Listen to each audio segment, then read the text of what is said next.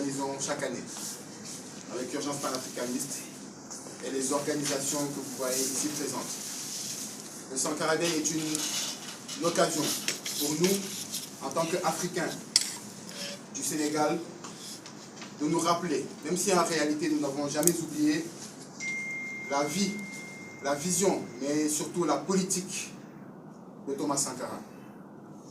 C'est pourquoi donc il est important pour nous que chaque année nous puissions, à travers cette journée, rendre hommage à Thomas Sankara, mais également en la personne de Thomas Sankara, rendre hommage à tous nos ancêtres dignes qui se sont toujours battus pour la libération de l'Afrique. Mais le Sankara Day, c'est également une opportunité pour nous. Parce qu'aujourd'hui, il est important de prier pour nos ancêtres. Il est important de commémorer et de rendre hommage. Mais nous estimons qu'il est tout aussi important de suivre la voie que ces derniers ont tracée. Il est tout aussi important de perpétuer le combat digne de nos ancêtres. C'est pourquoi le Sankara Day est également pour nous une opportunité pour partager la vision, les idées de Thomas Sankara. Parce que nous nous retrouvons dans ces idées-là, en réalité. Et ces idées reposent sur le panafricanisme, sur la solidarité africaine, sur l'unité africaine. Et c'est pourquoi cette année, nous avions décidé, en ce 15 octobre, de célébrer le Sankara Day à travers une grande activité culturelle qui avait donc pour objectif de revaloriser la culture africaine et d'aller vers un élan de solidarité envers notre communauté. Donc initialement, aujourd'hui, il n'était pas prévu que nous soyons là pour effectuer cette conférence de presse. À cette heure précise, nous devions être à la place du souvenir africain. La place du souvenir africain qui est un endroit symbolique, qui a été construit justement pour honorer tous les ancêtres dignes qui se sont battus en Afrique, mais également dans la diaspora pour la dignité africaine. Il était prévu que nous effectuions dans un premier temps une exposition pour promouvoir les produits africains, j'y reviendrai. Il était également prévu que nous effectuions un panel sur le thème du vivre africain, parce que le thème vivre africain est le thème que nous avions retenu pour cette journée-là. Il était également prévu qu'à travers des prestations culturelles, des slams, des prestations théâtrales, que nous valorisions également la culture africaine, mais également à travers un concours d'art oratoire qui devait être effectué en Wolof, qu'à travers aujourd'hui nos langues locales, que nous puissions promouvoir donc la culture africaine. Et comme je disais tantôt, le thème qui a été retenu pour cette année, c'est vivre africain. Vivre africain parce que nous considérons qu'en ce XXIe siècle, où l'Afrique peine encore à reprendre cette place-là qui lui est due, la seule et unique voie que nous devons suivre, c'est cette voie que Thomas Sankara nous a démontrée, à savoir la voie du panafricanisme. Vivre africain, parce que comme il le disait, nous devons accepter de vivre africain si nous voulons vivre digne et vivre libre. Et donc lorsque nous appelons notre peuple à vivre africain, nous les appelons à accepter notre identité, à accepter notre culture et à se réapproprier ces dernières. Lorsque nous appelons également notre peuple à vivre africain, nous les appelons à être dans une posture de solidarité entre la communauté. Parce qu'aujourd'hui, la plus grande force de chaque peuple, c'est sa capacité à pouvoir entretenir une certaine solidarité au sein d'elle. Mais lorsque nous appelons également notre peuple à vivre africain, nous les appelons à promouvoir tout ce qui vient d'Afrique, à consommer africain, à produire africain. Et Thomas Sankara l'avait dit dans son fameux discours à l'ONU. Il disait que nous devons faire de telle sorte que le marché des Africains, que le marché africain soit le marché des Africains. Nous devons produire ce dont nous avons besoin et consommer ce que nous produisons. Parce que c'est la seule façon de vivre digne et de vivre libre. C'est dans ce sens que nous avions invité toute la communauté africaine dans sa globalité à une exposition de produits africains. nous avions des frères de la communauté du Burkina, des frères de la communauté du Mali, du Sénégal et d'autres pays d'Afrique qui étaient déjà prêts à exposer leurs produits aujourd'hui à la place du souvenir. Mais malheureusement, je disais tantôt que cette activité culturelle que nous avions prévu d'effectuer a été interdite. Le motif de l'interdiction que l'on nous a livré est qu'il y a une autre activité qui a été prévue au même endroit. Nous tenons à rappeler, parce que nous avons des partenaires avec qui nous avons collaboré durant ces 2 derniers mois pour l'organisation de cette journée. Donc il est important en toute transparence que nous puissions expliquer les raisons pour lesquelles nous n'avons pas tenu cet événement. Il y a 2 mois de cela, nous avons rencontré l'administration de la place du souvenir. Nous avons discuté avec elle et nous sommes tombés d'accord sur la date du 15 octobre. Nous avons réservé la date et on nous a même remis une facture pour preuve de réservation. Et en début de semaine, comme la loi le prévoit, nous avons déposé une lettre d'information à la préfecture de Dakar. Nous leur avons donc expliqué les raisons de cette activité, qui était une activité culturelle. Nous avons effectué l'enquête et donc nous avons attendu tout simplement de recevoir l'arrêté d'autorisation parce que nous considérions qu'il n'y avait pas de raison à ce que cette activité nous soit interdite. Mais à notre grande surprise, nous avons reçu l'arrêté hier, une chose que nous dénonçons encore, parce qu'aujourd'hui, lorsque vous annulez une activité, la moindre des choses, c'est de le faire 48 heures avant. 48 heures avant déjà pour permettre à l'organisatrice de pouvoir déposer un recours en cas de besoin.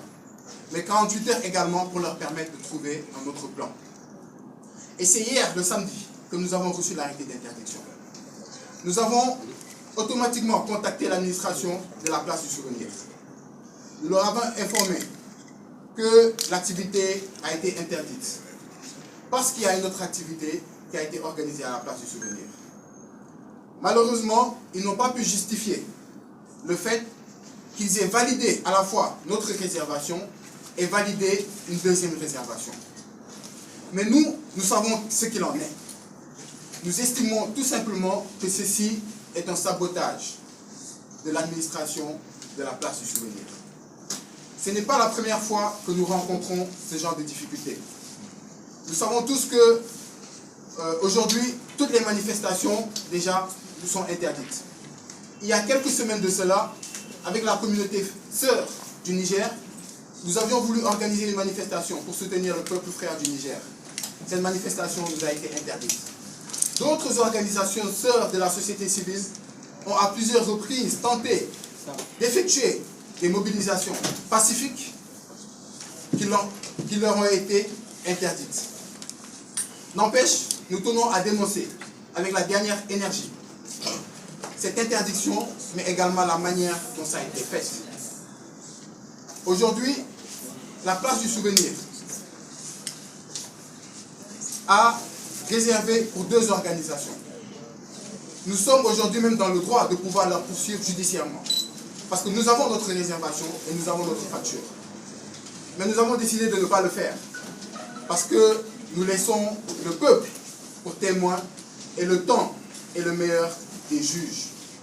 Quoi qu'il en soit, nous tenons quand même à dire à l'État du Sénégal qu'aucune intimidation ou des actes malheureux de ce type ne pourrait aujourd'hui nous décourager dans cette lutte que nous menons.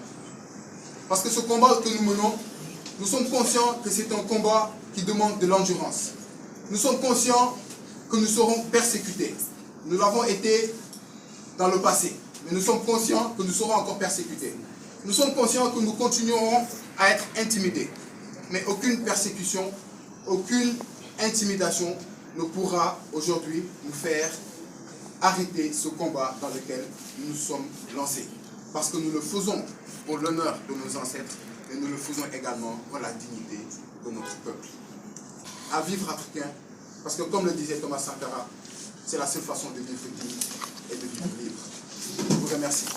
D'abord, féliciter l'organisation Urgence panafricaniste qui est dans une dynamique d'innovation, mais aussi de co-construction en essayant de mobiliser le maximum d'acteurs possible. Alors, en Bambana, il est dit que l'ancêtre est la lumière de la maison, comme l'homme est le feu de la création. C'est pourquoi nous devons célébrer nos ancêtres. Et Thomas Sankara est l'un d'entre eux. Et quand on parle de vivre africain, il s'agit d'avoir d'une dimension spirituelle avant qu'elle ne soit physique et matérielle. C'est comment, à travers nos idées, à travers notre âme, nous développons des réflexes, des aptitudes, un comportement qui nous renvoie, n'est-ce pas, à la panafricanité. Parce qu'avant de parler de panafricanisme, il faut d'abord parler de panafricanité. La panafricanité en Afrique, il y a une façon de s'asseoir, il y a une façon de boire de l'eau, il y a une façon de manger, il y a une façon de regarder les gens, il y a une façon de régler des conflits.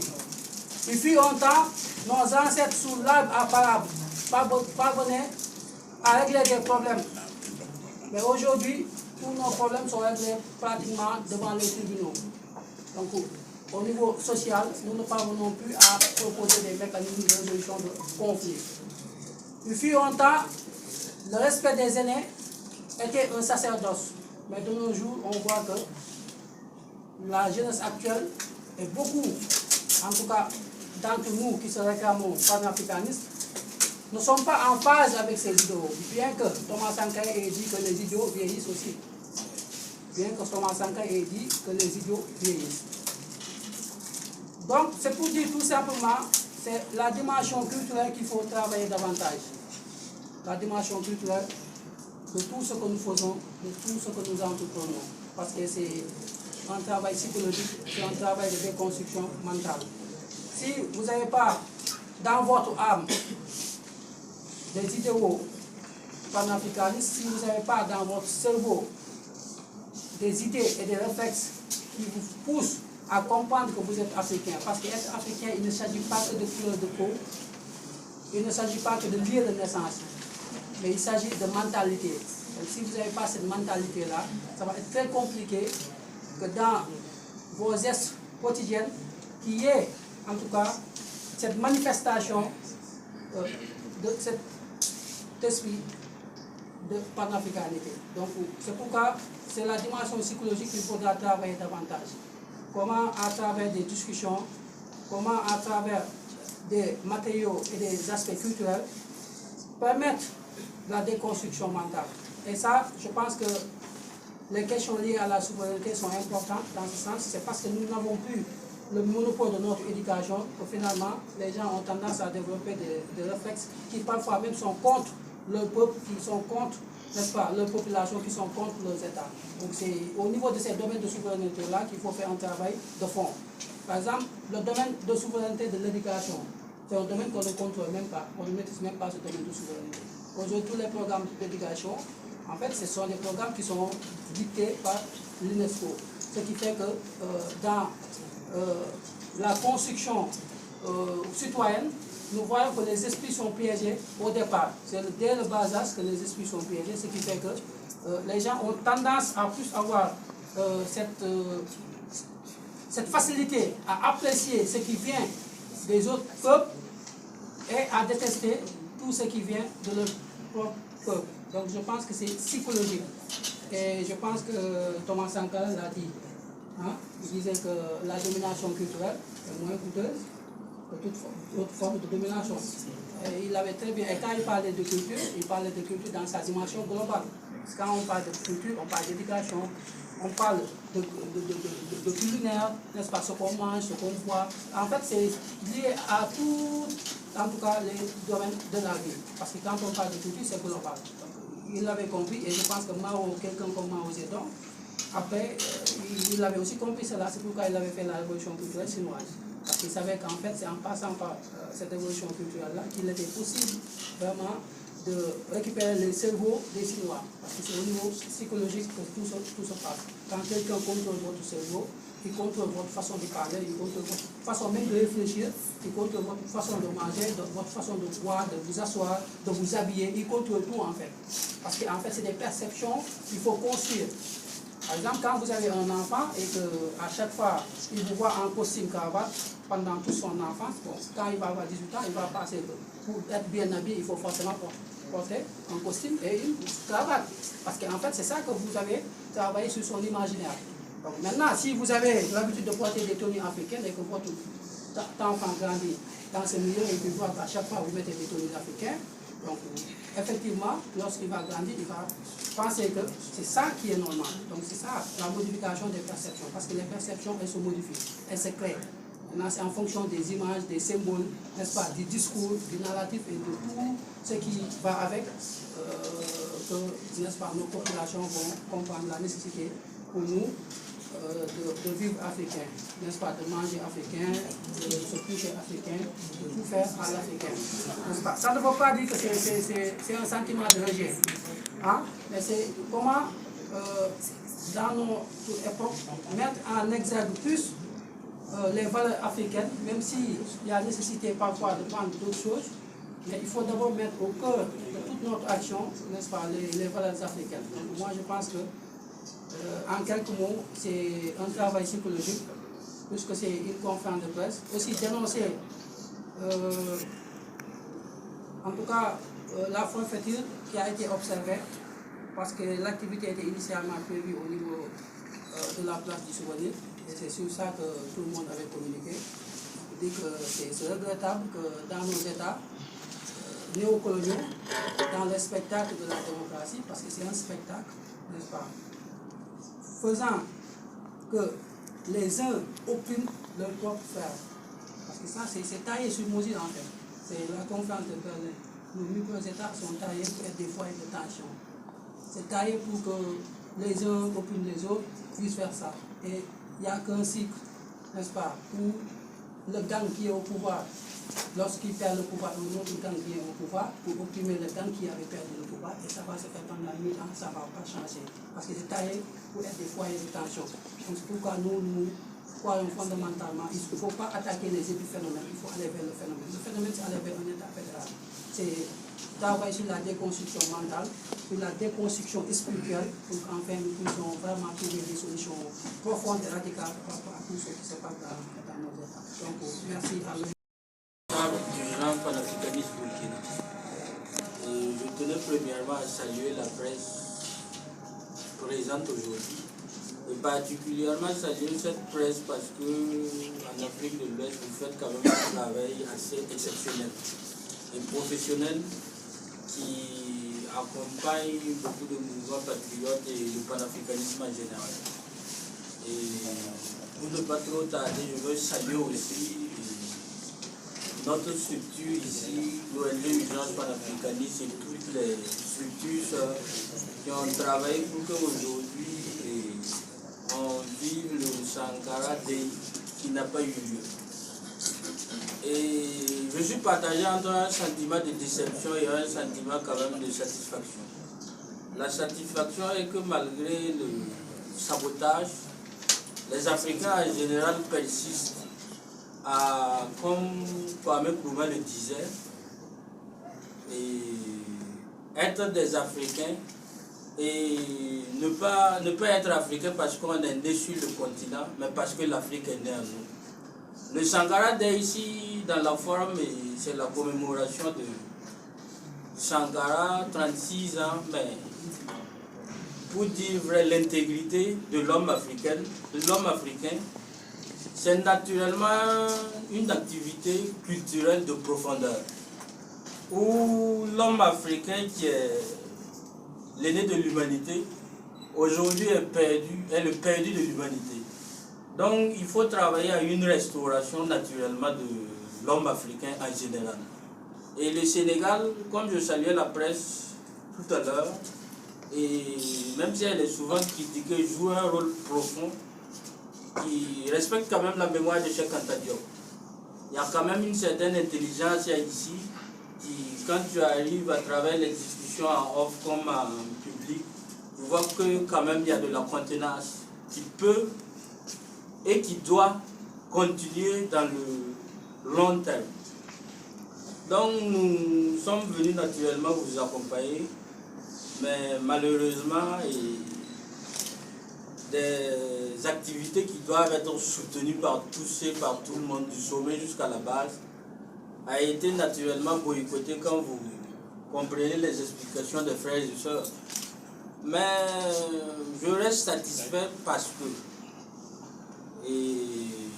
si aujourd'hui, à un certain moment, nous ne sommes pas commémorés, nos ancêtres n'étaient pas commémorés, et qu'aujourd'hui, il y a des gens qui persistent à les faire commémorer et il y a du sabotage, ça veut dire que l'ennemi ne dort pas.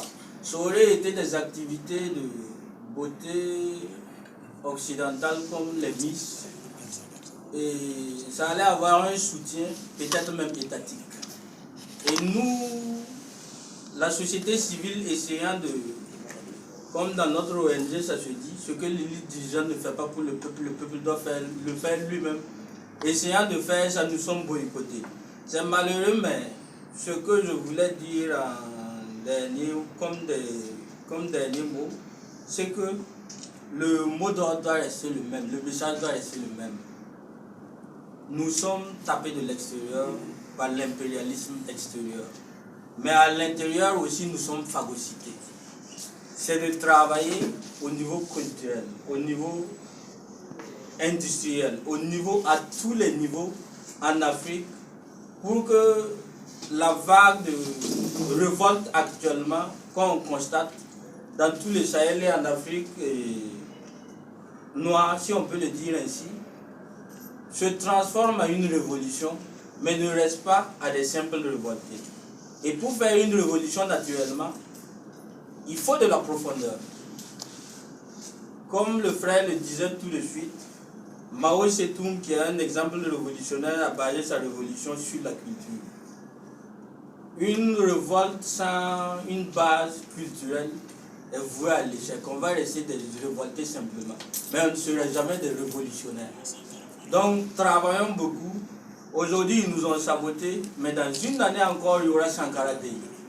Avant cela, il faut des activités, il faut continuer à mettre la pression. Pour que le Sankara Day, c'est le nom de Sankara qui est devant parce que par la force des choses ou par ses actes, il est un peu la boussole de l'intégrité, que tu l'aimes ou pas. Donc c'est de travailler à ce que les années à venir, Sankara Day devienne un mouvement culturel qui ne s'arrête pas simplement au Sénégal. Moi par exemple, je suis un Mossi d'Afrique. Étant venu au Sénégal, je ne suis pas venu dans un pays étranger. C'est le même continent, c'est le même pays au fond pour ceux qui ont une certaine vision géopolitique qui n'a rien à voir avec la conférence de Berlin. Donc, travaillons à ce que dans les années à venir, et Sankara Day, comme les autres activités, qu'elles soient culturelles ou politiques, s'intensifient pour que, à la sortie de cette décennie, je crois bien, il y a quand même de la solidité du sommet jusqu'à la base. Je vous remercie. Au Mali et au Canada, voilà, d'habitude je suis plutôt loin des caméras, mais je pense qu'aujourd'hui c'est un bon exercice. On est venu ici aujourd'hui pour supporter nos frères du Sénégal, du Burkina Faso, dans cet événement du Sankara Day. Voilà. Donc on est un peu déçu que l'événement ait été annulé. Mais je pense que c'est bon signe dans le fond, parce que c'est la preuve que le message que l'on porte, le discours que l'on porte, affecte certaines personnes. Et je pense que c'est à féliciter, et cela confirme que l'on avance dans la bonne direction. Le dernier point que je voulais ajouter, c'est que voilà, Sankara, c'est un personnage important à mon égard, dans le sens où c'est l'une des personnalités qui m'a motivé, moi étant issu de la diaspora. Voilà, j'ai grandi en France, j'étais au Canada, à rentrer sur le continent depuis 1 an maintenant au Mali, à investir physiquement et psychologiquement. Et je pense que le message qu'aujourd'hui nous aimerions passer, et j'aimerais particulièrement passer, c'est que la diaspora a une responsabilité et devrait rentrer au plus vite. Étant donné que je pense que c'est un secret pour personne, l'Afrique est le continent le plus riche en termes de population, en termes de main-d'œuvre, en termes de ressources et en termes de culture. Bonsoir à tout le monde. Donc, moi, c'est Mansour Sanda. Donc, je suis le président du comité patriotique nigérien. Donc, je voudrais intervenir aujourd'hui par rapport à deux causes. Le premier problème d'abord, c'est par rapport à l'intégration africaine, à travers lequel aujourd'hui, le 15, on avait décidé vraiment de se réunir afin de commémorer Thomas Sankara. L'une des choses qu'on disait, c'est quoi? En fait, c'est la victoire de ton ennemi, c'est de se faire croire ce qu'elle pense de toi. Aujourd'hui, en Afrique, ce que nous observons le plus, c'est quoi? C'est la soumission de nos États par rapport à un certain nombre de normes. Donc aujourd'hui, la journée qui a été dédiée à Thomas Sankara, c'était une occasion pour nous, Africains qui se trouvent au Sénégal, et ceux qui ont effectué le déplacement, de revisiter l'histoire de l'Afrique à travers des thématiques scientifiques, à travers des thématiques culturelles, afin de revivre l'Afrique. Donc c'était une occasion pour nous aussi de se réunir, de faire la promotion des produits locaux et tout ce qui a été dit. Donc, à mon avis personnel, le panafricanisme ne doit pas se limiter effectivement au coût auquel il reçoit, c'est plutôt de continuer effectivement dans la lutte. C'est avant tout une lutte qui doit être faite. Moi, en tant que président du comité patriotique nigérien, j'ai vraiment effectué ces déplacements justement pour vivre Thomas Sankara et rejoindre tous nos frères et amis qui se sont réunis. J'ai fait effectivement, pour appeler, le choix de venir au Sénégal, un pays auquel je vis depuis plusieurs années, parce que j'ai l'impression que le Sénégal est un pays comme mon pays. Il n'y a aucune différence. C'est ça le panafricanisme. J'ai été au Burkina, j'ai été au Mali. C'est ça qu'on appelle vivre africain. Il n'y a aucune différence entre nous. Et c'est à travers nos ancêtres, c'est à travers nos prédécesseurs que nous allons leur rendre la monnaie. Et de vivre et avoir une vision vraiment politique qui est bien précise, afin de mener une lutte vraiment pour les Africains et imposer la culture africaine et faire vivre l'Afrique. Je vous remercie.